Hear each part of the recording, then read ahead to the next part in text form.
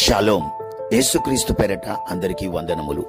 దైవజనులు apostles doctor గద్దె Livingstone అయ్యగారు 92 సంవత్సరములు వయసు జీవించిన వారై కువైట్ దేశమందు 17వ తేదీ జూలై 2025న ప్రభు పిలుపును అందుకుని ఆయన సన్నిధికి చేరుకున్నారు. 53 సంవత్సరాల క్రితం గుంటూరు నుండి వారు బయలుదేరి కువైట్ ప్రాంతానికి వెళ్లి ఎన్నో శోధనలు, శ్రమలు, సవాళ్లు ఎదుర్కొని ప్రవాస తెలుగు భారత క్రైస్తవుల కొరకు వారు తెలుగు క్రైస్తవ సంఘమును స్థాపించారు.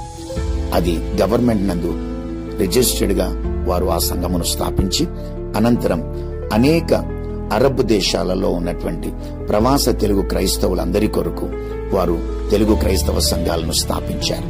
వారు ఎందరికో తరబీదును ఇచ్చి ఎంతో మంది సేవకులను తయారు చేసి కేవలం అరబ్ దేశాలు మాత్రమే కాకుండా ప్రపంచ వ్యాప్తంగా ఉన్న ప్రవాస తెలుగు క్రైస్తవులకు ఒక ఆశీర్వాదకరముగా తెలుగు క్రైస్తవ సంఘాలను ప్రపంచ వ్యాప్తంగా వారు స్థాపించారు.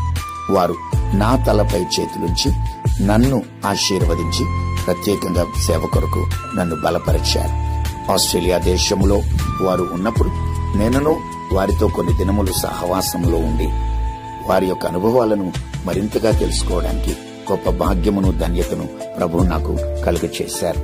ఇలారా తిమోతికి రాసినటువంటి 2వ పత్రిక 4వ అధ్యాయం 6, 7, 8 వచనములలో పానార్పణముగా నేను పోయబడుచున్నాను, నేను వెడలిపోవు కాలము సమీపమై ఉన్నదని పౌలు గారు చెప్పినట్లుగానే ఇక మీదట మంచి పోరాటం పోరాడి తిని, నా పరుగు కడముట్టించి తిని, విశ్వాసం కాపాడుకుంటుని, ఇక మీదట నా కొరకు నీతి కిరీటం ఉంచబడి ఉన్నది అని చెప్పినట్టుగా ఆయన తన విశ్వాసమును కాపాడుకొని తన పనిని ముగించుకొని తాను సేవ చేయు దినములు సంపూర్ణమై ఉన్నవి గనుక ప్రభు సన్నిధికి లేక ఇంటికి ఆయన వెళ్లి ఉన్నారు.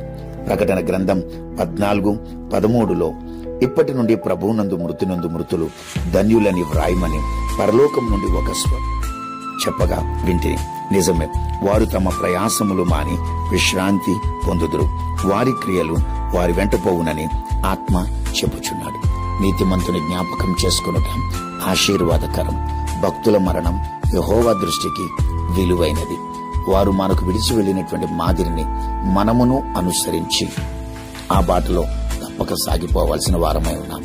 ప్రభు రాకడలో ఆయనను తప్పక చూస్తామనే నిరీక్షణతో మనమందరం కూడా వారు విడిచి వెళ్లిన సంఘముల కొరకు, పరిచర్యల కొరకు, కుటుంబాల కొరకు ప్రార్థన చేద్దాం.